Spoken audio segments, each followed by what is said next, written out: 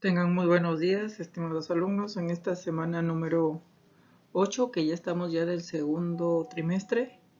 Vamos a ver el tema del pronombre, es decir, de otra de las categorías gramaticales variables que tenemos, como lo es el pronombre.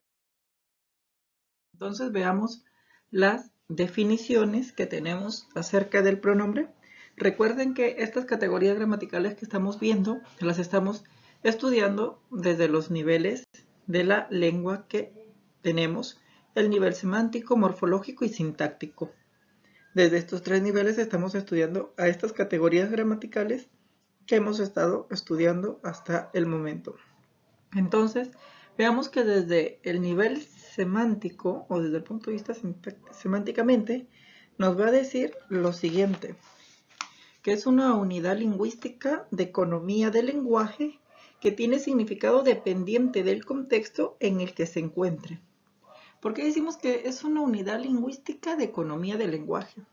Cuando nosotros nos referimos a este concepto de que utiliza una economía del lenguaje, es porque el pronombre va a reemplazar a un sustantivo, es decir, va a reemplazar a una persona. Y si reemplaza a una persona, va a reemplazar a todo un nombre. Por ejemplo, que si yo diría, mi abuela viajó esta noche, entonces yo podría reemplazarla por ella. Y ya no diría mi abuela, sino diría ella viajó esta noche. Entonces, ahí estamos utilizando una economía del lenguaje porque nos estamos ahorrando letras o fonemas dentro de la escritura. Es por eso que nos dice de que se utiliza una economía del lenguaje y que su significado es dependiente del contexto en que se encuentre, por supuesto. Porque si nosotros estamos diciendo de que mi abuela viajó esta noche y yo la reemplazo por ella viajó en esta noche, entonces en ese contexto, este pronombre ella se está refiriendo a la abuela, porque no en todos los contextos ella se va a referir a la abuela. Entonces, depende del contexto en donde nosotros la vayamos a utilizar, porque de repente yo podría decir, María llegó esta tarde y luego lo reemplazaría por ella llegó esta tarde. Y en este caso, ella ya no se refería a la abuela como lo hemos visto en el contexto anterior, sino en este caso ella se estaría refiriendo a María. Entonces, por eso decimos de que tiene un significado dependiente del contexto en el que se encuentre. Eso es desde el punto de vista semántica. Recuerden que la semántica estudia el significado de las palabras. Entonces, desde el punto de vista morfológicamente, desde la morfología, que ya sabemos que la morfología estudia la estructura de las palabras, es decir, cómo están compuestas, porque hay que recordar que las palabras están compuestas por monemas, que son unidades mínimas dotadas de significado. Entonces, desde el punto de vista morfológico, observamos de que nos va a presentar accidentes gramaticales de género, número, persona y caso. Entonces, cuando nosotros hablamos de estos accidentes gramaticales de género, número, persona y caso, ya sabemos pues que la persona es el accidente gramatical que se refiere a los entes en que interviene en el acto del habla. En español existen tres personas gramaticales, ¿cierto? Porque ya sabemos de que en género tenemos el masculino y el femenino, pero cuando hablamos en el número, hablamos de un singular y de un plural. Pero como estamos viendo que hablamos de persona, existen tres personas gramaticales. Tenemos una primera persona, una segunda persona y una tercera persona. Nosotros hablamos en una primera persona cuando se refiere al hablante o emisor. Hablamos de una segunda persona cuando se refiere al oyente o receptor. Y hablamos en una tercera persona cuando se refiere a la persona, animal o cosa del cual se habla o de quién se está hablando. Así de fácil y de sencillo, nosotros reconocemos estas personas gramaticales. Ahora veamos nosotros lo que es el caso. El caso es un accidente gramatical que depende de las funciones del pronombre. Cuando nosotros hablamos de estas funciones del pronombre, es de que de acuerdo a la ubicación en donde nosotros lo ubiquemos dentro de una oración, va a depender de una función totalmente diferente. Es por ello de que así tenemos tres tipos de caso. Entonces, Tenemos el primer caso, que es el caso subjetivo, y nosotros nos vamos a dar cuenta que vamos a estar frente al caso subjetivo cuando el pronombre cuando funciona como un sujeto explícito, es decir, este pronombre va a reemplazar a una persona y va a funcionar como un sujeto explícito porque cuando hablamos de un sujeto explícito es aquel sujeto que está presente en la oración. Todos los pronombres personales tónicos, como son yo, tú, él, ella, usted, nosotros, nosotras, vosotros, vosotras, ustedes, ellos, ellas y ello, están en caso subjetivo. Estos pronombres hoy son considerados debido a su función como sustantivos personales, es decir, los consideramos unos sustantivos personales porque van a reemplazar a los nombres de las personas dentro de una oración. Y al reemplazar al nombre de las personas dentro de una oración, pues van a cumplir la función de ser un núcleo del sujeto. Un núcleo del sujeto porque lo estarían reemplazando también. Entonces, cuando cumpla esta función de ser un sujeto explícito que está presente en la oración, vamos a decir que está en caso subjetivo. Pero que recuerden muy bien que los pronombres que cumplen esta función de caso subjetivo son los pronombres personales que les acabo de mencionar hace unos instantes.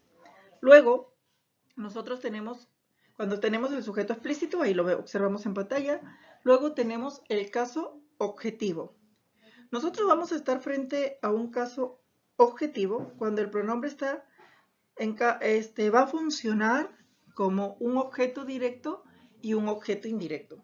Recuerden de que el objeto directo lo vamos a reemplazar por los, las exclusivos y en el objeto indirecto por le, les y se en exclusivos también. Entonces, cuando podemos reemplazar por esto, vamos a estar frente a un objeto directo y un objeto indirecto. Es decir, cuando un pronombre cumpla la función de ser un objeto directo o un objeto indirecto, pues vamos a estar en un caso objetivo, ¿cierto? De objeto objetivo.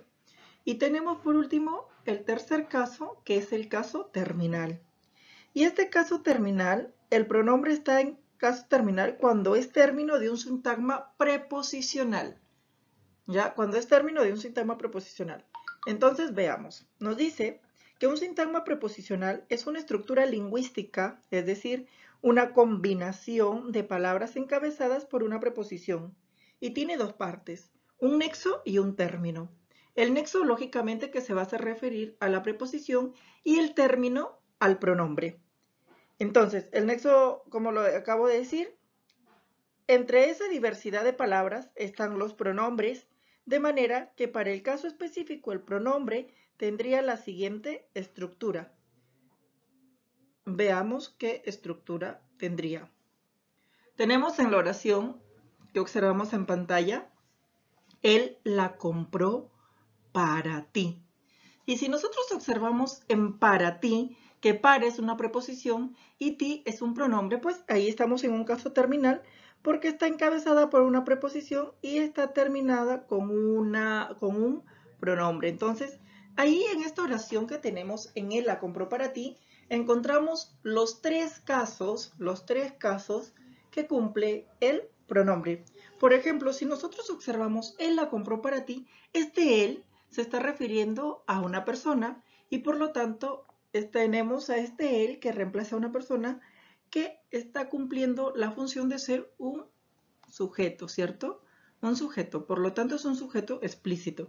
Entonces observamos que él es un sujeto, por lo tanto estaríamos frente en este él, que es un pronombre, está cumpliendo el caso subjetivo como sujeto explícito. Luego tenemos la, ¿cierto? Ahí está funcionando como un objeto directo, la compró, ¿cierto? La compró. Ahí tenemos que este la, como está funcionando como un objeto directo, pues automáticamente nosotros podemos comprobar de que aquí estaríamos frente a un caso objetivo. Y por último observamos para ti, está encabezado por una preposición y terminado como un pronombre que estaría en un caso terminal. Entonces estaríamos frente a un término de sintagma preposicional. Y aquí en esta oración que acabamos de observar, observamos de que se están cumpliendo los tres casos que cumple el pronombre. Entonces, veamos que siempre están en caso terminal los pronombres mi, ti, si, también conmigo, contigo y consigo, que no necesitan preposición porque ya la tienen incorporada, ¿cierto? Que es con, ¿cierto? Conmigo, contigo, ya está incorporada en este caso, consigo, ya está incorporada lo que es la preposición. En ocasiones los pronombres personales tónicos también pueden estar en caso terminal. Entonces ahora observemos que desde el punto de vista sintáctico o sintácticamente, los pronombres van a funcionar como un sujeto explícito, objeto directo y objeto indirecto y como término de un sintagma preposicional, es decir, como lo acabamos de ver hace unos instantes. De acuerdo a la ubicación donde nosotros los ubiquemos, a los pronombres van a cumplir estas funciones, como hemos visto, sujeto explícito, objeto directo e indirecto, y en un término de sintagma preposicional. Ahora, veamos la clasificación que tenemos acerca de los pronombres. Entonces tenemos a los pronombres personales, que representan o se refieren a las personas gramaticales, y tenemos a los siguientes pronombres. Por ejemplo, de primera persona tenemos a yo, me, mi, conmigo, nosotros, nosotras y nos. Están en primera persona. De segunda persona tenemos a tú, ti, te, usted, contigo, vosotros, vosotras, ustedes y os. Y de tercera persona tenemos a los siguientes pronombres: él, ella, se, sí, consigo, lo, la, le, ellos, ellas, se, sí, consigo, los, las y les. Tenemos también a los pronombres demostrativos, que justamente estos pronombres demostrativos nos indican posición o ubicación de los seres con respecto a las personas que participan en el acto del habla. Entonces vamos a tener a los pronombres que utilizamos acerca del hablante, que son este, esta, estos, estas y el neutro esto. Lejos del hablante o cerca del oyente tenemos a ese, esa, esos, esas y el neutro eso. Tenemos a los lejos del hablante y del oyente, aquel, aquella, aquello, aquellas y el neutro aquello. También tenemos a los pronombres indefinidos, que los pronombres indefinidos se refieren a los entes de manera vaga o imprecisa. Y aquí pues vamos a tener a algo, ninguno, nadie, poco, alguien, mucho, cualquiera, quien quiera, uno, otro, algo, todo, etc. También vamos a tener a los pronombres posesivos. Y justamente estos pronombres posesivos nos indican posesión o pertenencia. Y los tenemos en primera persona, que son mío, mía, míos, mías, nuestro, nuestra, nuestros y nuestras. De segunda persona tenemos a los siguientes pronombres: tuyo, tuya, tuyos, tuyas, vuestro, vuestra, vuestros y vuestras. De tercera persona tenemos a los siguientes pronombres: suyo, suya, suyos y suyas. Estos son los pronombres posesivos. También tenemos a los pronombres relativos, que relacionan un antecedente con su respectivo consecuente. Es decir, el antecedente es un sustantivo que está antes del pronombre relativo y el consecuente es toda una oración traspuesta que empieza por dicho pronombre relativo. Entonces el pronombre relativo concuerda con el antecedente y son los siguientes: qué, quién, quiénes, cuál, cuáles y cuánto en los relativos. Y tenemos por último la última clase de pronombres, que son los interrogativos y exclamativos. Entonces en estos interrogativos y exclamativos vamos a tener a los siguientes pronombres, que son, ¿ya? Y justamente sirven para interrogar o expresar emociones, sentimientos, ¿ya? como lo están escuchando, y respectivamente son qué, quién, quiénes, cuál, cuáles y cuánto, ¿cierto? Cuando puede reemplazarse por cuán, por cuán. Entonces, estos son todos los pronombres que nosotros tenemos en nuestro idioma. Espero que les haya quedado bien en claro este tema acerca de los pronombres y nos vemos en una siguiente semana. Se cuidan.